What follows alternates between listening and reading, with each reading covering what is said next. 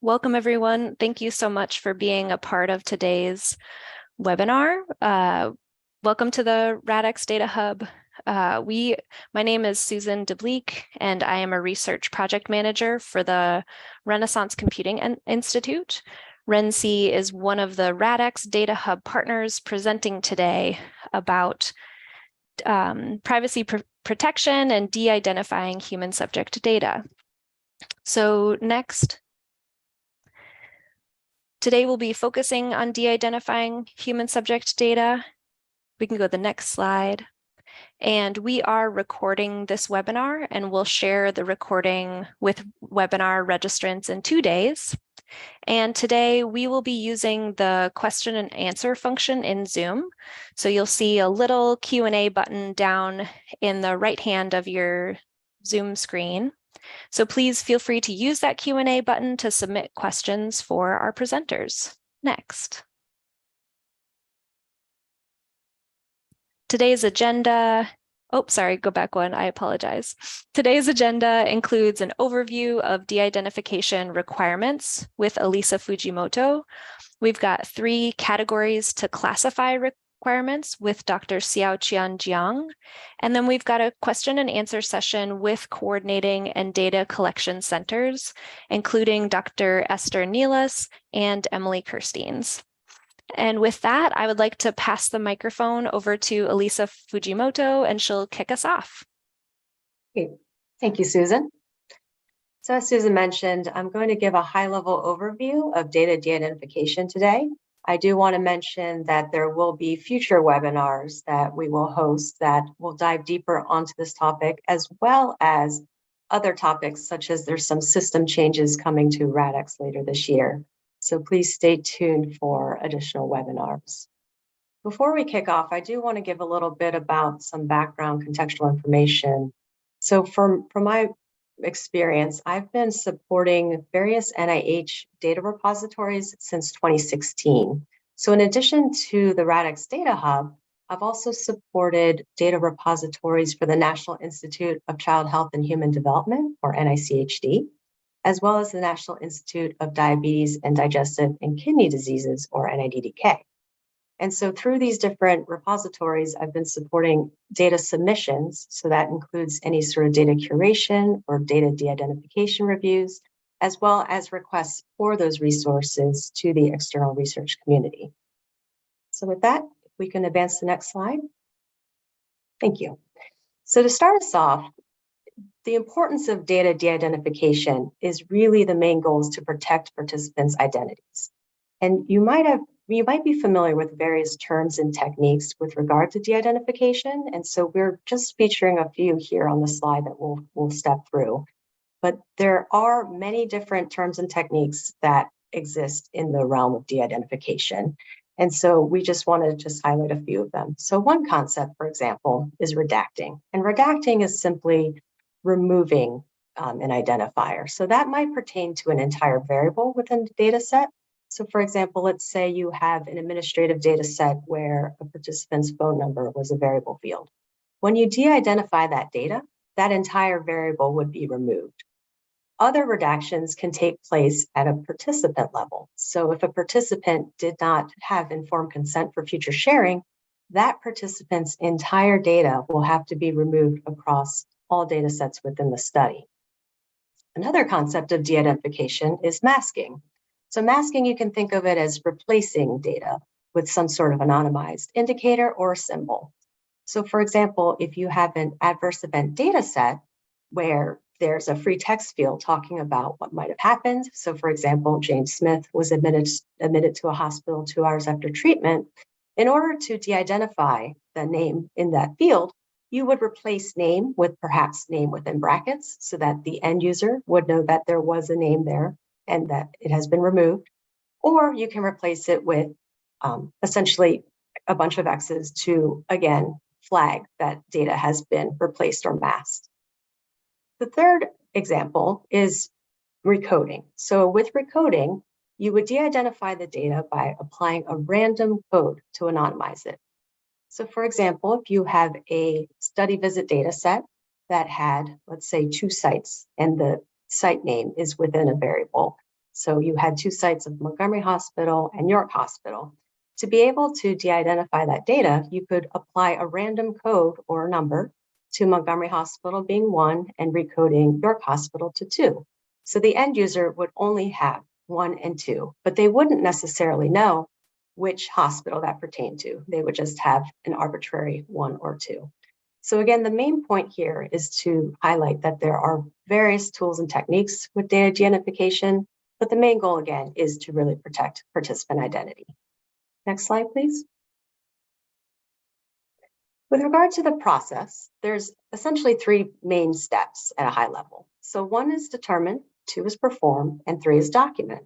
So for step number 1, when we want to determine what variables or data to identify, we have to carefully review all the data that's been collected for any personally identifiable information, or PII, or protected health information, which is PHI. And we want to carefully review and identify any PII, PHI elements, and be able to decide the right course of action to be able to de-identify it. The second step is actually performing the de-identification. So applying some of those different techniques that we talked about on the previous slide, and also take a tailored approach, because every data set and study is unique, and we want to be able to de-identify to a level where we can retain as much data as possible for meaningful secondary use. And the last step, of course, is to document. It's easier to document these de-identification processes as you're going through it, as opposed to later down the road. And you want to be able to document all the steps that were taken and how the data have changed from the original. So for example, if you had recoded your site names to an arbitrary, recoded them to an arbitrary list, such as 1 and 2, you want to be able to document that so that end users, when they use the data, they can really understand how everything has changed. And that traceability, replicability, and accountability is very important for data provenance. Next slide, please. So once the data are de-identified, we're able to then share them for broader use for secondary research. So NIH, for many years now, has been promoting this concept of fair data sharing. And FAIR is an acronym standing for data being findable, accessible, interoperable, and reusable. And NIH has a bunch of data repositories that promote these fair data sharing principles, such as RADx. And so what we want to do is, when we de-identify, we want to be sure to preserve as much data as possible for that meaningful secondary use. And we want to retain the scientific value of that data. We want to also safeguard the replicability aspects, and we want to promote it to have that meaningful use to accommodate a wide range of possible potential future research needs, because we are not sure how that data will be used in the future. So we want them to be as rich and robust as possible to allow for outside external investigators to use the data for their own research. Next slide, please. With regard to the de-identification guidance, per the HIPAA privacy rule, there are 2 de-identification methods that are described. One is expert determination, which is a formal determination by a qualified expert. It's pretty straightforward. And the second one is the safe harbor method. Sometimes people have referred to this as the HIPAA 18 identifiers.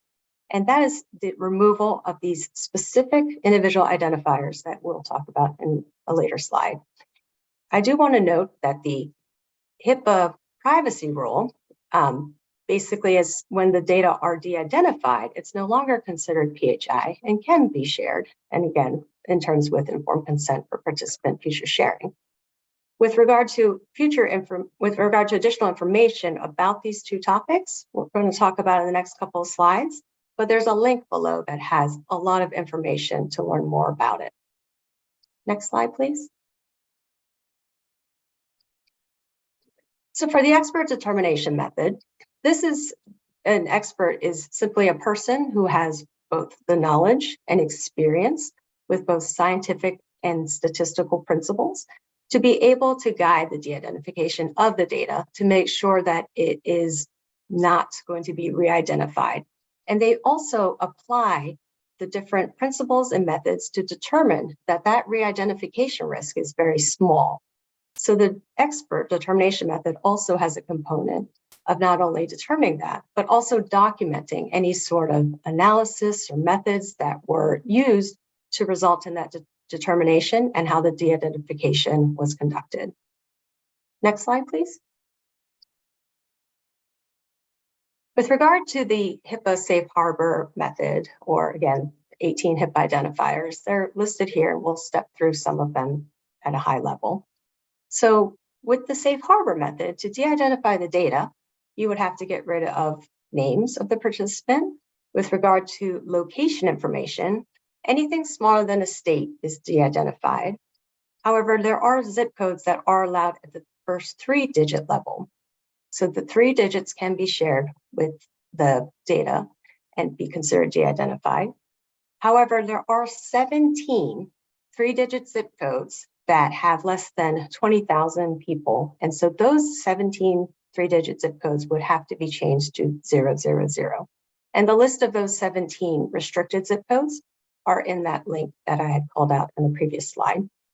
With regard to dates, any full dates are not permitted for the HIPAA 18 identifiers, except for the year. So for example, if your data had any dates about date of enrollment, date that a test was conducted, that would have to be de-identified to only include the year. And also, if there's any indicator of older participants that are 90 or older, their specific age would have to be de-identified to just be in a category of 90 or older and not that specific older age. Other elements to de-identified are telephone numbers, fax numbers, email addresses, and then going to the right side, there's social security numbers that are not allowed, medical record numbers, health plan beneficiary numbers, any account numbers, certificate or license numbers that can lead back to a participant, anything to do with vehicle or device identifiers. And then with regard to more of electronic footprint, any URLs or IP addresses that can lead back to a participant, as well as biometric identifiers such as fingerprints or full face photographic images. And lastly, as a catch-all, any sort of unique number, characteristic, or code that can be used to re-identify a participant. Next slide, please. So for RADx utilized expert determination to come up with procedures for de-identification for RADx submitted data.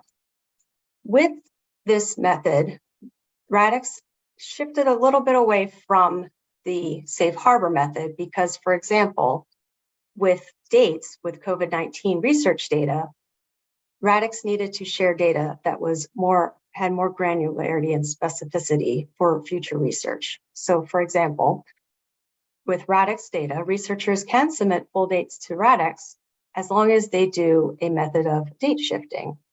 So if a participant has a date across different dates within their data sets, all those dates would have to be shifted by adding a constant number of days to all those dates across data sets. So for example, a participant with an arbitrary ID of 123 would have 5 days added to all their dates across their data sets, whereas another participant, arbitrary number 456, would have maybe perhaps 3 days subtracted from all their dates across a data set. So this allows that level of granularity and specificity for researchers to be able to use the data at a more finer level. In terms of smaller populations, though, if the study had under 20 participants, then the date should be obscured to only contain the year, very similar to the HIPAA safe harbor method. For zip codes, the 3 digits can be shared with RADx data, and that is in line with the HIPAA 18 identifiers guidance. Of course, except for those 17 restricted 3-digit ones, those would have to be recoded to 000. And with regard to age, there are some caveats with age to be able to de-identify those participants. And the guidance is essentially that if the participant is less than 1 year of age, the age is simply listed as 0. If a participant is 21 to 89, the age is shifted plus or minus 2 years. And for any older participants that are 90 or over, they are simply listed and lumped together as 90. So with that, that concludes the high-level overview of data de-identification. And I'm now going to pass it over to the next segment of our webinar, where RADx Radical, or RADx Rad simply, will have a presentation about de-identification. Thank you.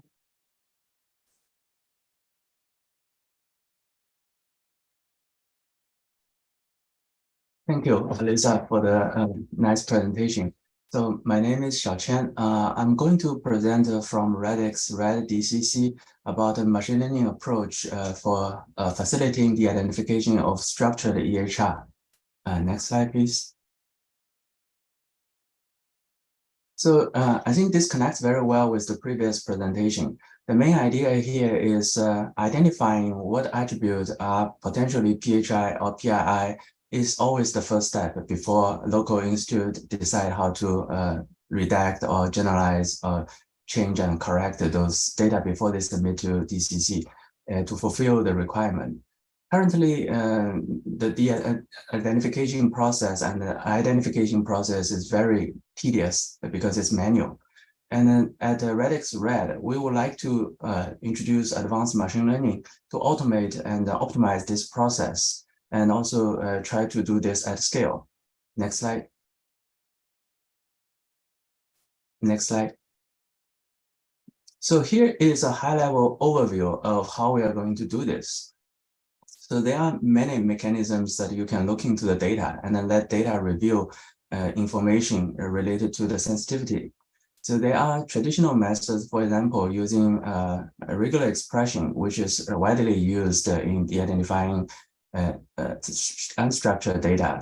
However, this kind of method have limitations because there are many corner cases, right? And if you just look at attribute name or just looking at the patterns, you may miss certain type of PHI or PII because they could be very heterogeneous. For example, the ID numbers, they could range from an arbitrary set of numbers or including both numbers and the letters. So what we came up with is a technique that uses feature engineering to pull a comprehensive list of profile from each individual attribute and then combine that with information or evidence from regular expression through a training process of ensemble the result to provide identification. And later I will show how this method is working. But on a high level, as you can see, the basic idea is instead of looking at each sample, look at each attribute to profile it, to obtain information like the mean, max, mode, median, Gini index, binning statistics, histogram, quantile, category, all kinds of information. So that kind of information will give me a characteristic of that particular attribute. And also combined with evidence from regular expression, I can have a comprehensive view of the attribute of interest and then make a classification on top of it. Next slide. So I will introduce the PHI scanning tool, which can take both inputs from a CSV file or a database like Postgres, Oracle, Microsoft SQL Server. And then we read automatically from the database of these attributes, conduct profiling, and then doing a scanning using machine learning, and finally return a report. Next slide. So let me show you the experimental results of this mechanism. So right now we're using a local database with real data of structured EHR. The data contain like 5,000 patient rows, right? This is sampled, randomly sampled from a very large database of 1 million records. We estimate like if you have over 300 records, you have sufficient sample to conduct the profiling. So there is nearly 1,000 column with 67 column determined to be PHI by manual chart review. So we basically manually look at all these 1,000 column and then decided that 67 of them are PHI reviewed by 2 domain experts to confirm. And then we conducted feature engineering to obtain a total of 37 statistical value for each of these attributes to serve as the feature to train our machine learning model. As you can see, a comparison of just using regular expression versus combined ensemble machine learning model. Our machine learning model actually achieved AO-ROC of 100%. 100%. It's not a mistake. So on both precision and the recall curve and AO-ROC. So at least on this limited data set we are testing, the model significantly outperformed the traditional method on all 5 folds. So the data is randomized into 5-fold. So 4-fold used for training, 1-fold used for testing. We just want to see the reliability of this model. So it is consistently better in terms of classification accuracy. Next slide. And then you can see in terms of sensitivity, specificity, precision, MPV accuracy, and F1. So our model using machine learning and ensemble, both of them achieve like 100% accuracy and outperform the regular expression mechanism. Next slide. So in order to explain what matters most, I think this will be interest of the audience. We found the top 3 attributes are gene impurity, histogram bean counts, and then histogram bean edge, which is very interesting. So we dig a little bit into that and see why. So gene impurity is basically try to quantify the heterogeneity of the data. So this actually offers a very strong clue if your target is ID, right? Because ID will be unique for each individual role or contains no duplication, right? So the heterogeneity over there is very large. So it doesn't matter where you range from or contain both letter or the digit. As long as it has a very high gene impurity, it is a very strong indicator for for being classified as a PHI. And then the bean counts and bean edge actually describe the histogram. And this really shows the feature categorization and their distribution, whether this is continuous or categorical. Yet another important feature, which is the number 4, is the skewness. The skewness measures the symmetry of the sample distribution. So if the data is string, data time, and float, typically they have a very large skewness because it's usually reflecting how the data is collected. And all these together, actually, we're not looking at these attributes like independently. The joint in the interaction terms actually reveals how likely the attribute is a PHI or PII. So right now we have a paper under review. And our toolkit is ready for release. Once our paper gets accepted, we'll make it publicly available. So I think this connects back to the previous presentation. In a sense, this can be a screening tool to allow users to scan thousands of columns and use machine learning to give ranking or classification to guide their protection. And once they identify the attribute, then they can apply all kinds of protection mechanism to ensure the data is de-identified per the expert determination and mechanism. So we're very excited to continue working on this realm and then further connect this with de-identification for unstructured data. So yeah, I think that's my last slide. And I want to thank the leadership of Dr. Anna Machado and Hua Xu for this project. And then the team has several contributors, and then this is supported by the U24 grant. Thank you.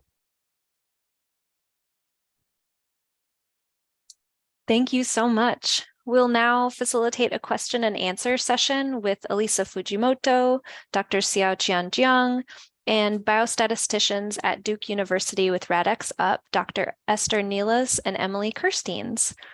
So folks, please feel free to submit your questions through the Zoom Q&A button at the bottom of your screen, and we'll try to see who is best suited to answer these great questions. So the first question is, what is the machine learning model comparing against to measure accuracy, and what defines a correct classification? So I think that's to you, Dr. Jiang. Yes, as I mentioned that we have a gold standard, which is manually reviewed, determining the PHI.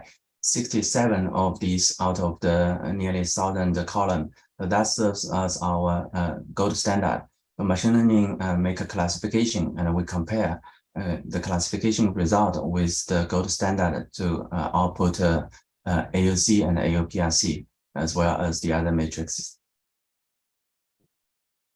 Thank you. And then I believe this is a question for Elisa.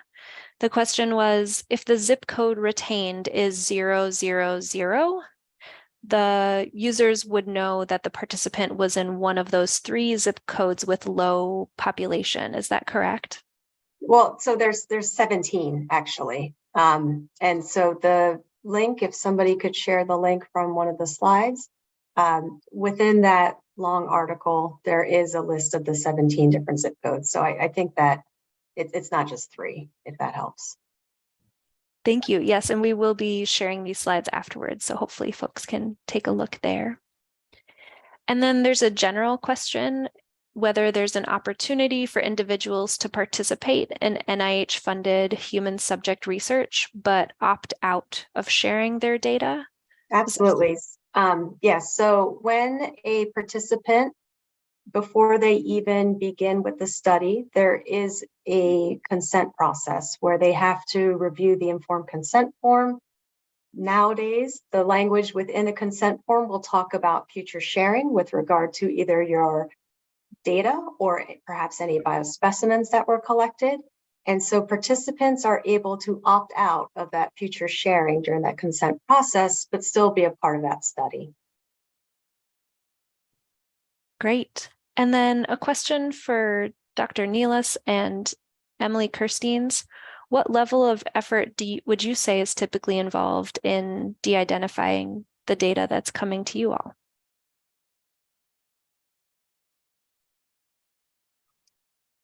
I can take a stab, and Emily can, you can add any additional comments there. So the level of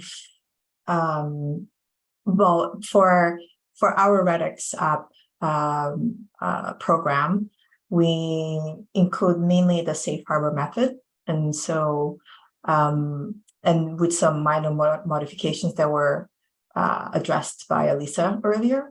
And so, but we're in continued efforts to, have those additional, we're in continued communication with NIH to have those additional other de-identification rules and processes applied. Perfect. And then how are things different for tribal data? That is also kind of right now currently we're in communication with the NIH where we have excluded all of the tribal nations data from the RADx Hub, but for the core analytic data sets that we also generate, these are a series of analytic data sets that we use for cross-consortium analyses. And these are processed data, CD data that's suitable for analyses specifically. And for those, we are excluding, participants' data that are in tribal nations projects, but also within the zip codes that are considered tribal nations. Emily, do you have anything to add to the tribal nation comment? Just that tribal nations, you have to have extra special care because of their data sovereignty. So RADx Hub works closely with our tribal nations working group to ensure that we're handling everything properly. Thank you so much. And I believe this question is for Dr. Jiang. Have you applied PCA for any data points and compare with the gold standard? No, haven't. So I think PCA is yet another kind of feature engineering. I would like to get more explicit explanation, because after doing PCA, the information is not easily explainable. So I'm trying to get features that are directly interpretable, like skewness, Gini index, but I can compare.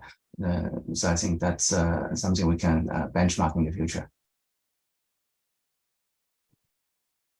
Great. One question is, are there protections for qualitative data beyond using a data archive that requires some sort of approval for data access? Does anyone want to take on that question?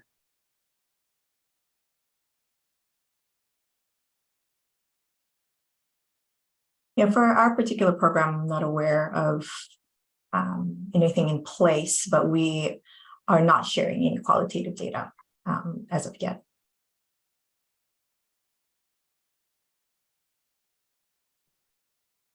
And then another question came in about, is there a way to de-identify data, but still retain some level of resolution to do spatial analysis?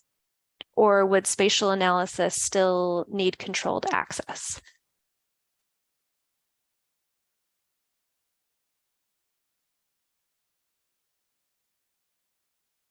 I can give a try. So I don't know, like if we, there's a sacrifice, a trade-off between privacy and utility, of course, right? So if we like generalize the zip code, then we're losing some granularity. It really depends on what kind of information you're trying to extract. And so if you want to look at the social determinant of health, maybe you can pre-extract those information instead of using the zip code and pre-populate them into the data set. Which are not deemed as like a PHI. And so I was thinking, if you know your downstream task, maybe you can extract information from those spatial codes and then use it in a way that doesn't like against the expert determination. And then just to add go to ahead. that, for any of our reporting or data dissemination, we do exclude any of the geographic visualization tools and any zip codes that are of those 20,000 site population or below, in order to mitigate that as well. Wonderful. And one person asks, is there typically an office or a team that offers this kind of review of data? So with regard to data submissions to repository, typically you will basically de-identify your data per the requirements of that repository. So it might change depending on where you're submitting the data. And during that submission process, there is a additional level of de-identification review and confirmation to make sure that the data can be further shared after approvals, of course, and that the submitter can also work directly with that team to basically figure out what sort of tailored approach might be needed with regard to the data they're trying to share. So I would have to say it's more repository specific. And if there's a specific repository in mind, we might be able to answer that. Otherwise, I think that one covers it.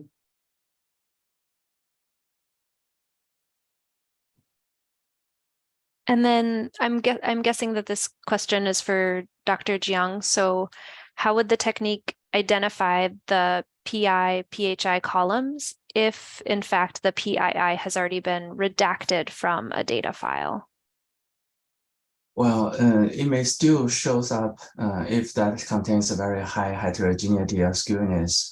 But the model itself is not to deem as user automated tool. It's just serving as a screening facilitator to help people to look at these columns by ranking.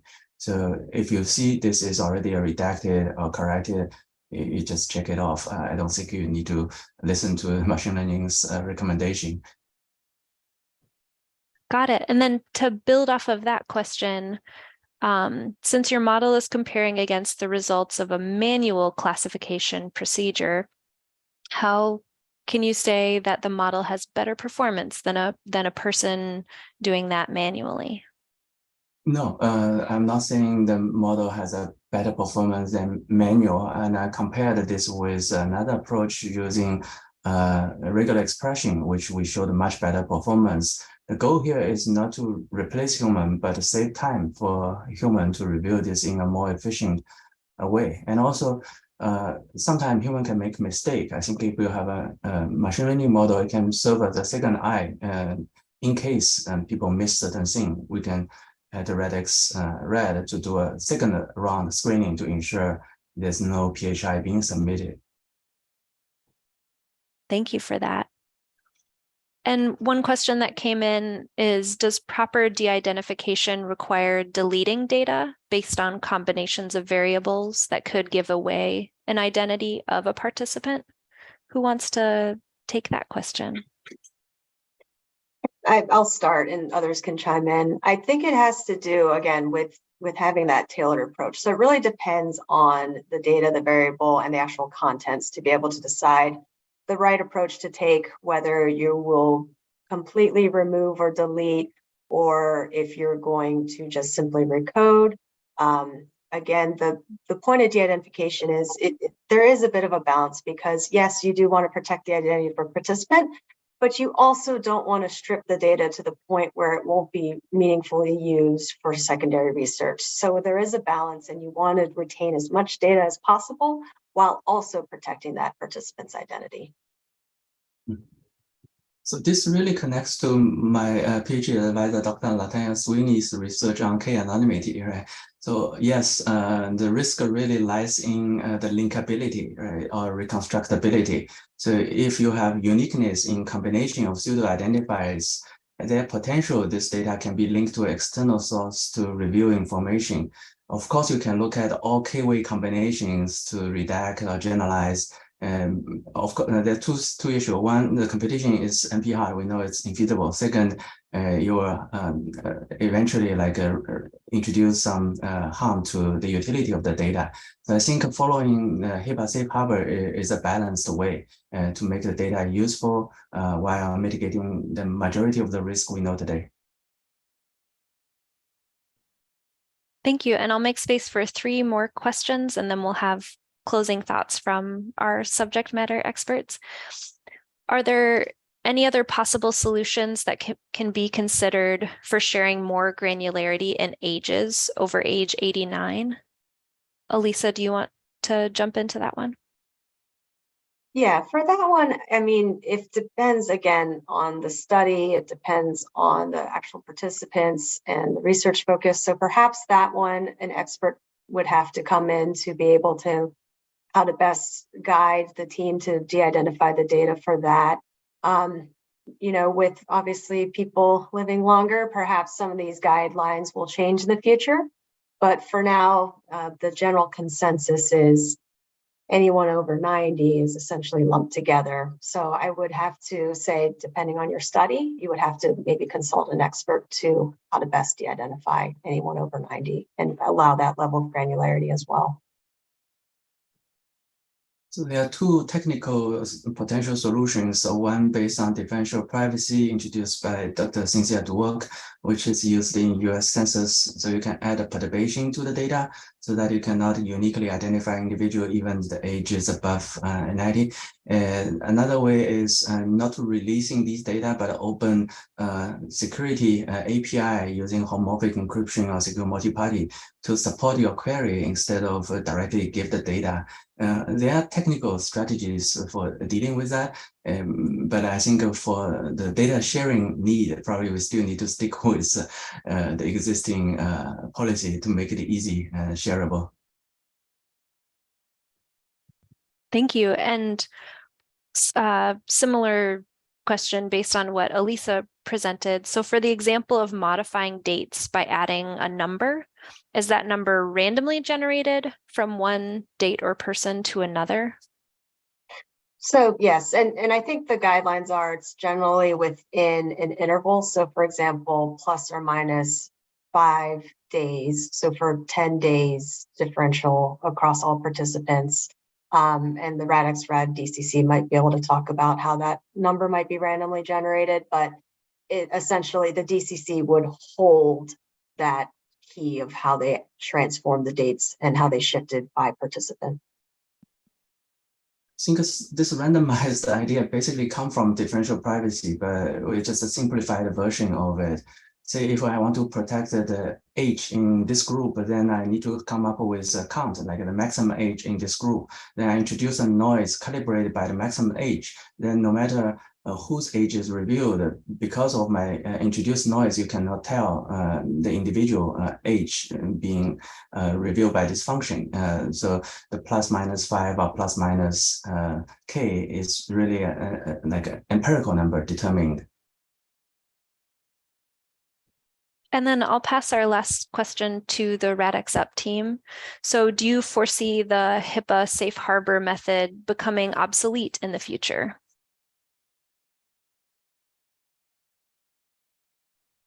Well, I think that's a very good question. As we see, there are multiple methodologies, coming up, and in machine learning applications and strategies that can be applied. And so, that may be a case, but I don't think that will really be in the very near future.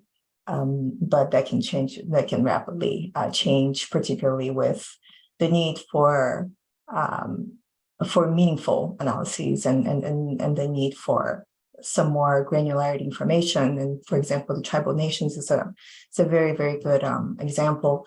So we're actually working with them, with the work groups to see, how we can get to the point where we can properly represent that population without all the risks, and just being able to mitigate as much as it can.